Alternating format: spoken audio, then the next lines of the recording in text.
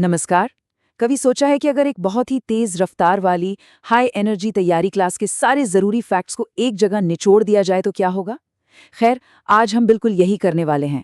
तो तैयार हो जाइए, क्योंकि हम सामान्य ज्ञान की दुनिया में एक तूफानी सफर पर निकलने वाले हैं। तो चलिए शुरू करते हैं। ये सारी जानकारी असल में एक लाइव ऑनलाइन सिलेक्शन क्लास से ली गई है, जिसे एक बहुत ही ऊर्जावान मेजबान चलाती हैं, तो उम्मीद है कि वही तेज रफ्तार यहाँ भी महसूस होगी। तो हमारे इस सफर का पहला पड़ाव आता है विज्ञान। यहाँ हम मानव स्वास्थ्य और कुछ बेसिक केमिस्ट्री से जुड़े अहम सवालों पर एक नज़र डालेंगे। तो पहला सवाल तपेदिक यानी टीबी को लेकर है। ये बीमारी, जिसे क्षय रोग भी कहते हैं, हमारे शरीर के किस हिस्से पर सबसे ज्यादा असर डालती है? तो इसका सीधा सीधा असर पड़ता है फेफड़ों पर। और मजेदार बात यह है कि ये सारे फैक्ट्स आपस में कैसे जुड़े हुए हैं। देखिए, टीबी एक बैक्टीरिया से होती है। इससे बचने के लिए बीसीजी का टीका लगता है, और इसी बीमारी के बारे में जागरूकता फैलाने के लिए हर साल 24 मार्च को वर्ल्ड टीबी डे मनाया जाता है। अच्छा, तो बायोलॉजी से थोड़ा हटकर अब जरा केमिस्ट्री की तरफ आते हैं। अमोनिया, जो कि एक बहुत ही कॉमन इंडस्ट्रियल केमिकल है, इसका फॉर्मूला क्या है? जी हाँ, इसका सूत्र है NH3। और इसे याद रखने के लिए सोर्स हमें एक बड़ा ही यादगार उदाहरण भी देता है। पब्लिक टॉयलेट्स में जो तीखी गंध आती है, वो अमोनिया की ही होती है। इसे इंडस्ट्री में हेबर प्रोसेस से बनाया जाता है। ठीक है, विज्ञान से आगे बढ़कर अब जरा इतिहास और शासन की दुनिया में झांकते हैं। ये स्लाइड ना बड़े अच्छे से दिखाती है कि एडमिनिस्ट्रेशन कैसे बदला। एक तरफ है इल्तुतमिश की इक्तादारी प्रणाली। इसे ऐसे समझिए कि सैलरी की जगह जमीन का एक टुकड़ा दे दिया। और दूसरी तरफ है अकबर की मनसबदारी प्रणाली, जो अधिकारियों को रैंक देने का एक सिस्टम था, उनके पद और रुतबे के हिसाब से। अब आते हैं मॉडर्न इंडियन हिस्ट्री के एक बहुत बड़े सवाल पर। ये एक ऐसी घटना थी जिसने हमारे स्वतंत्रता आंदोलन की आग को और भड़का दिया था। इसका जवाब सीधा है। लॉर्ड कर्जन, जो उस समय भारत के वाइसरॉय थे, उन्होंने ही 20 जुलाई 1905 को इसकी घोषणा की थी। ये टेबल देखिए, हमारी संसद के दोनों सदनों को बिल्कुल आमने सामने रखती है। यहाँ एक चीज पर ध्यान देना जरूरी है, वो है न्यूनतम उम्र का फर्क।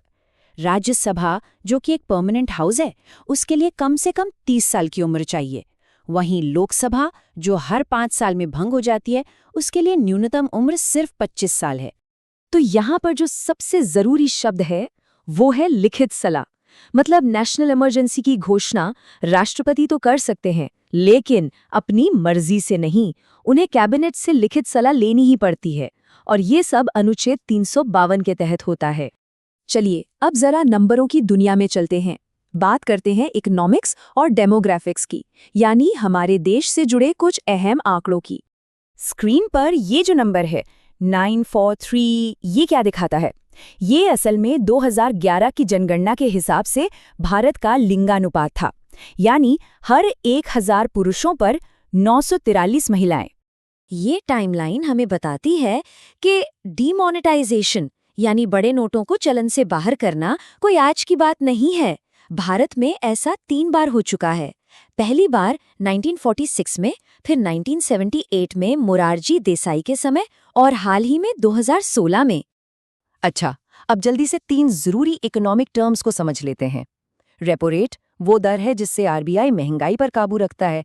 इकोनॉमिक सर्वे वित्त मंत्रालय की सालाना रिपोर्ट होती है।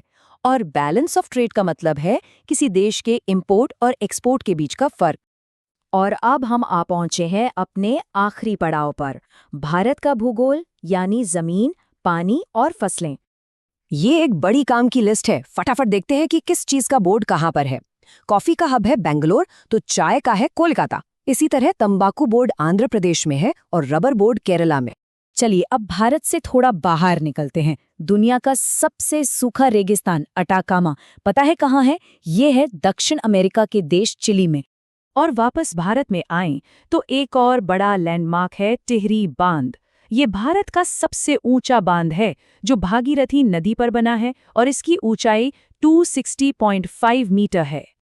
तो ये तूफानी सफर तो यहाँ खत्म होता है, पर सवाल ये है कि इन सारे फैक्ट्स का आखिर मतलब क्या निकलता है? हमने विज्ञान से लेकर भूगोल तक, इतिहास से लेकर अर्थशास्त्र तक न जाने कितने ही विषयों को संक्षेप में देखा और एक बहुत ही तेज रफ्तार क्लास को समझने लायक पॉइंट्स में बदल दिया। और इसी एक सवाल के साथ आज की बात खत्म करते हैं। सोचिए, आज के इस दौर में जब गूगल और एआई हमारी उंगलियों पर हैं, तो क्या इस तरह के व्यापक सामान्य ज्ञान को याद रखने का वाकई कोई मूल्य है? ये सोचने वाली बात है।